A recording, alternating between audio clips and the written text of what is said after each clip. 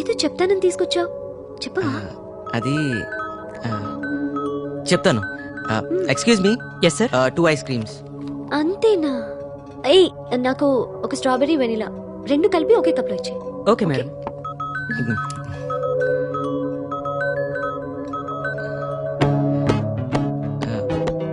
అక్కడ ఉంది restaurant. 1 second. చా చెప్పలేకపోతున్నానేంటి?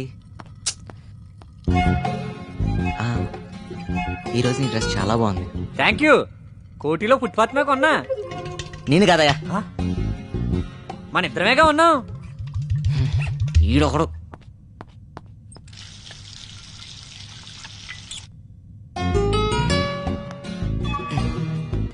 I love you. అయ్యో బాబోయ్, నేను ఆ టైప్ కాదండి. నా కర్మ, నేను ఆ టైప్ కాదయ్యా. చిసే చెప్పేస్తా. ఎందుకింత లేటు?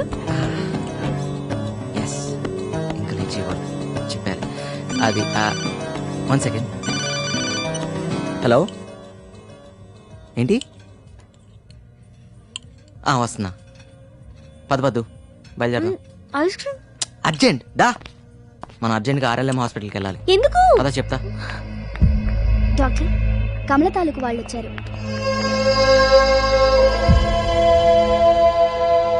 హలో, ఇలా కూర్చోండి.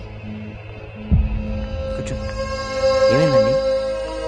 అమ్మాయి ఏదో నాటుమందు మింగటం వల్ల ప్రాణం మీదకి వచ్చింది.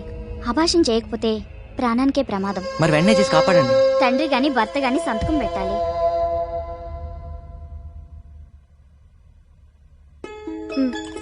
చెయ్. ఎక్కడ పెట్టాలి? ఇక్కడ.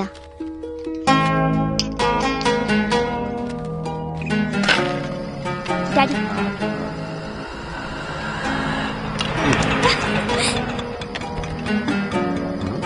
మెల్లగా. ఏమైంది? నెల క్రితం ఏం జరిగింది?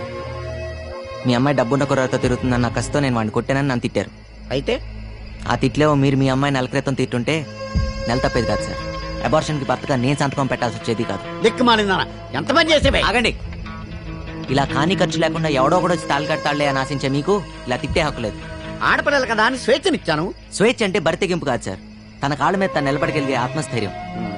అసలు ఎంత జరిగినా కన్న తండ్రి నాకు చెప్పకుండా వీడెవడికో చెప్పేవంటే దరిద్రురాలా. మీకు కాకుండా నాకు ఫోన్ చేసినప్పుడే అర్థం చేసుకోవాలి మీరెంత బాధ్యత వెళ్తాండ్రో. ఈ అమ్మాయిని చూడండి, ఇంటికి మగ దిక్కులేదు.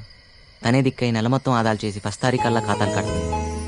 ఈ వయసులో ఉండే చిన్న చిన్న కోరికలు, డబ్బులు ఖర్చు చేసి అర్థాలు లేకుండా నా కుటుంబం నా వాళ్ళు అంటూ రూపాయి కూడ పెడుతూ శ్రమ పడుతుంది.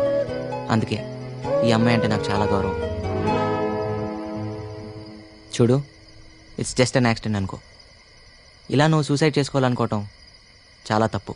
ఇక నుంచైనా బాగా చదువుకో. అలాగే అన్నయ్య. నిజంగా నువ్వు పొగడతలు తెగడతలు మనకొద్దు. హలో నందు, ఓ భర్తగా సంతకం పెట్టి అబార్షన్ చేయించావు. ఓ అన్నగా ఇంటికి తీసుకొచ్చి దించావు. చిన్నవాడివైనా పెద్ద మనసు చూపించావు. నిన్ను చూసి నేను సిగ్గుపడుతున్నానయ్యా, నన్ను క్షమించు. అయ్యో, సిగ్గుపట్టాలు కాళ్ళ మీద పట్టాలు మానేసి మీ కుటుంబానికి పెద్దగా నిలబడండి. వస్తా. స్టోరీలు హార్ట్ ని బ్రేక్ చేస్తారు. లవ్ కూడా గుండెకి మంచిది కాదు. సమాజైందా? నేను చెప్తూనే ఉన్నాను కదా, వాడు చాలా డేంజరస్ అని. విన్నావా?